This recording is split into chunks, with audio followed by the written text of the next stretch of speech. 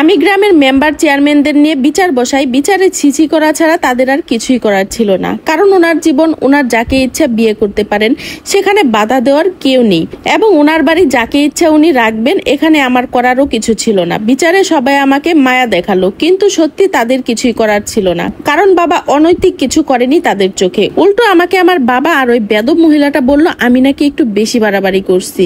বিচার বসানোর পর চিরতরে আমার বাবার বাড়ি যাওয়া বন্ধ হয়ে গেল। এরপর বাবা আর আমার কোনো খোঁজ খবর নিতেন না। আমার শাশুড়ি আর আমার স্বামী আমাকে বলেন এসব বিষয়ে আর যেন না জড়াতে। এর মধ্যে আমি গর্ভবতী হলাম। আমার শ্বশুর বাড়ির অনেকে কানাঘোষা করতো আমার বাবার বিয়ের বিষয়টা নিয়ে।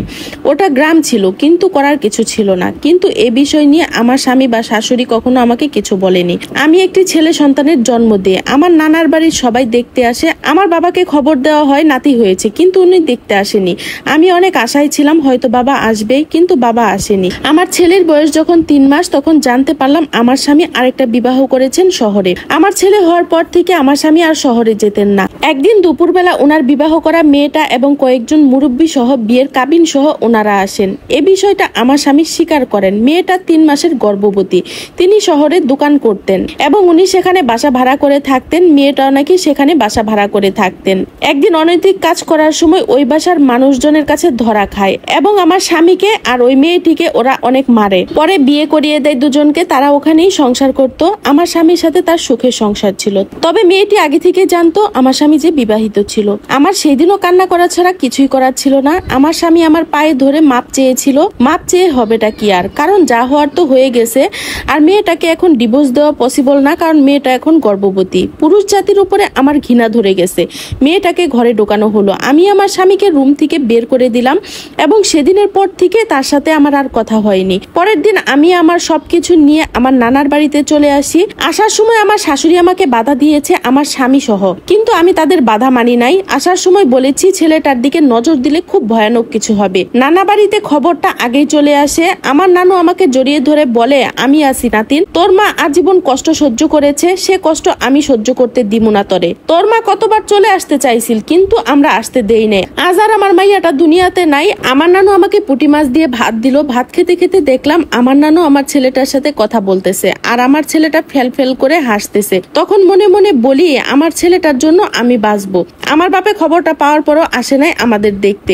আমার নানু যায় আমার বাপের কাছে। উল্টো আমার নানুকে আমার বাপে বলে ওর মতো মাইয়া মইরা যাওনি ভালো। আমার শাশি বলে আমার সংসার ভাঙতে চাইছিল, আল্লাহ ওর সংসার ভাঙছেন। আমার নানু কাঁদতে কাঁদতে সেখান থেকে চলে আসেন। কয়েকদিন পর আমার শাশুড়ি আসেন আমাকে দেখতে। উনি আমাকে ধরে কান্না করে বলেন আমি তোর শাশুড়ি হয়ে আসি নাই, আসছি তোর ফুপু হয়ে তোরে দেখতে। আমাকে টাকা দেয় কিছু, আমি নিতে না চাইলেও আমাকে জোর করে দিয়ে বলে তোর ফুপু তোরে টাকা দিছে, আর টাকার কথা কেউ জানে না।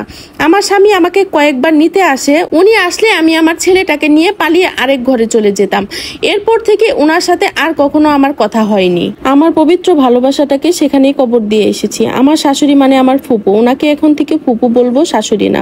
উনি মাঝে মাঝে আসতেন, আমাকে টাকা পয়সা এবং যা লাগতো দিয়ে যেতেন।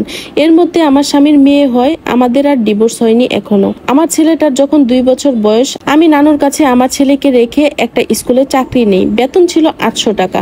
আর গ্রামে বাচ্চাদের টিউশনি করিয়ে বেশ কিছু টাকা ইনকাম করতাম। আমার ফুপু আমাকে মাসে যা পারতো দিত। জীবনের নিয়মে চলে যায়, সময় কারোর জন্য অপেক্ষা করে না। দেখতে দেখতে জীবন থেকে অনেকগুলো বছর কেটে যায়। আমার ছেলেকে স্কুলে দেই। আমি যে স্কুলে টিচারই করতাম সেই স্কুলে ছেলেকে ভর্তি করাই। আমার জীবনে যত দুঃখ আমি আমার ছেলের দিকে তাকিয়ে সব ভুলে যাই। আমার জন্য অনেক বিয়ের প্রস্তাব আসতো, কিন্তু ছেলেদের উপর বিশ্বাস হারিয়ে যাওয়াতে আমি আর বিয়েতে রাজি হইনি। ছেলেকে নিয়ে আমার দুনিয়া ছিল। ছেলের বাবা নাকি সুখেই সংসার করছিল। পরপর তাদের 2টি মেয়ে হয়। আমার বাবার সাথে আর যোগাযোগ হয়নি। এর মধ্যে আমার নানু মারা যায়। আমি অনেক একা হয়ে যাই আমার ছেলেটাকে নিয়ে, কারণ আমার নানু আমার ছেলেটাকে দেখতো যতটা সময় আমি স্কুলে থাকতাম। আমার নানুর দাফনের সময় আমার বাবা আসে এবং আমার বাচ্চার বাবাও আসে। 2টি ঘৃণার মানুষ আসে। আমার বাচ্চার বাবা আমার সাথে দেখা করতে চাইলে আমি দেখা করিনি। আমার বাবা জানাজা পড়ে চলে যায়। দূর থেকে দেখছি মানুষটা অনেক শুকিয়ে গিয়েছে। আমার নানু মারা যাওয়ার পর আমার কষ্ট আরো বেড়ে গেল। তখন আমার নানুর এক দূর সম্পর্কের বোনকে এনে রাখলাম। উনিও বয়স্ক ছিলেন। ওনার ওষুধ খরচ সহ যাবতীয় সব খরচ আমি বহন করতাম। শুধু আমি ঘরে না থাকা অবস্থায় আমার ছেলেটাকে দেখতেন। আমার ছেলেকে আমার স্বামী তেমন দেখতে আসতেন না। বছরে 1বার বা 2বার আসলে কিছু দিলে আমি নিতাম না। আমি পরের দিন মানুষ দিয়ে পাঠিয়ে দিতাম। আমার ইগোটা ছিল চরম মাত্রায়। আমার ছেলেটা যখন এসএসসি পরীক্ষা দিবে ভেবে তখন একদিন আমার বাবা আমাকে খবর দিলেন উনি খুব অসুস্থ, বিছানায় পড়ে গেছেন।